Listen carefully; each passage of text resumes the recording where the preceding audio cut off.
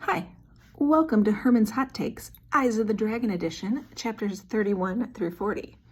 We got a new locale for you today. We're hanging out in the English office at ACC, so good times.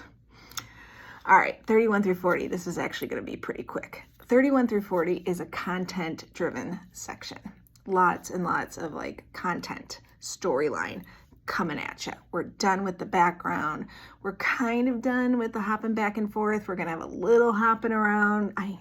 Again, Stephen King cannot help himself. He cannot write a straightforward fairy tale. The man can't do it.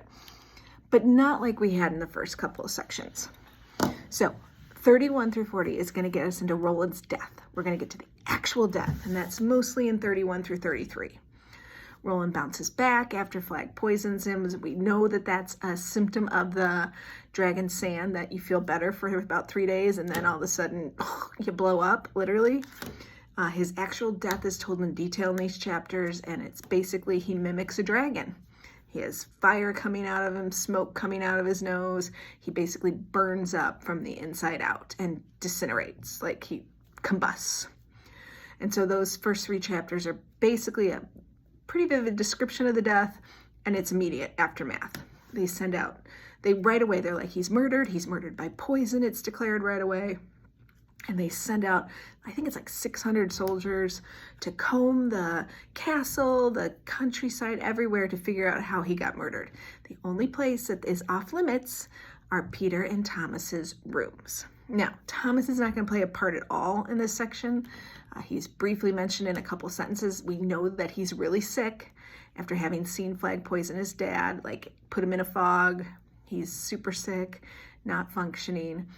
And there's one line, I think, about Peter going to visit him and just kind of catch him up on what's going on. And he just doesn't take it in at all because he's so sick.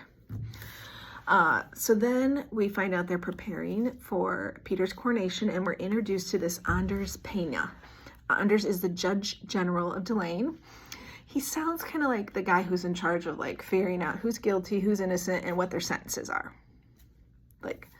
Kind of what it says, Judge General. He's in charge of the law, laying down the law of the land, which we thought maybe that was the king, and I think the king can do some of that, but there's also this other guy. So we meet him. He's in charge of setting up the coronation. Everything's going well, and all of a sudden we have a little snafu. Dennis and Brandon. Dennis is Brandon's son. Brandon is the butler. They both work for Peter. They're in charge of just basically they're Peter's personal assistants. They do everything for him. And they're very loyal to him. That's their job. But their job is also to be honest and, be loyal to the kingdom. Well, Dennis finds Flag's evidence, the stuff Flag planted in Peter's rooms, the dead mouse, the dragon sand, little crystals that are left, the envelope that has them in there. And Dennis takes it to his dad, and he's like, I found this stuff. And the dad's like, oh, this is bad. We have to go tell the Judge General. And Dennis doesn't want to. Dennis's initial instinct is to protect Peter, lie, get rid of it. But his dad's like, no, this is what we do. We're honest people. We got to take it to the Judge General. That's how this works. And so they take it to the Judge General, who's like, crapper, stop the coronation. We got to just do a quick little investigation. Doesn't think it's going to go very far. Doesn't think Peter really did it. Everybody loves Peter. There's no way Peter killed Roland. So he brings Peter in, and he's like, kid, this was found. Can you tell me, did you poison your dad? And Peter's initial reaction, he's 16 years old. His dad's just died right in front of him in a gruesome manner. His brother's super sick. He hasn't slept in days. And all of a sudden, he just bursts out crying. Which, hello, I think all of us would do. And Pena is kind of like, that's weird. To me, men only cry when they are guilty of something. And so he right away is like, oh, this isn't good. I'm really going to have to investigate. He says if Peter had denied it, if Peter had yelled at him, if Peter had said no, it would have been done. But because Peter cries, he's like, we're going to have to investigate. So they call in Flag, and they're like, yo, Flag, you are a magician. You know about poisons. And this Flag knew this was going to happen. And he's like, yes, like he's giddy inside, it says. He's jumping up and down like a little kid, but he acts all calm, explains, oh, I think this is dragon sand. This is how it's going to work. He does this big theatrical thing, exploding the dragon sand in front of them, scaring them all with it. And he lays this line that I used to have some dragon sand that I was going to experiment with, but it went missing. I think someone stole it years ago. Who's he framing with that? Peter. So that's pretty much our plot development in this section. Like I said, it was heavy plot, heavy content. Just a few little things to mention. There's one line mentioned when Dennis says he picked something up and it was super hot. It felt like a little stove, just like in Sasha's dollhouse. That's King wrapping us back to that dollhouse. Remember? He wouldn't have spent all those chapters on that dollhouse if it wasn't going to be important. And I think he's kind of like saying, hey, don't forget about the dollhouse. There's also one jump ahead, one spoiler alert again. King says Peter will be tried, found guilty of regicide, which is killing a king, and sentenced to life imprisoned at the top of the Needle. So he says that again. So we're like, okay, we know it's coming. We know that this trial is not going to end well for Peter.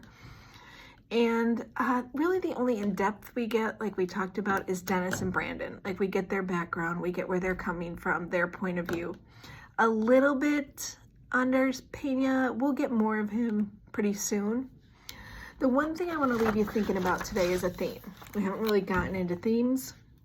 I think the theme that, one of the themes that kind of King interweaves in this is how evil fails. How is it that evil doesn't conquer, which is the trope of a fairy tale. Evil doesn't win. Now, we don't know how, or maybe King's going to turn on his head and evil is going to win. I wouldn't put it past him. But we don't know how or if Flag is going to be defeated. But we know that the narrator leaves little breadcrumbs, little hints that Flag has a weakness. And Flag's main weakness is his disregard for things he thinks are not important.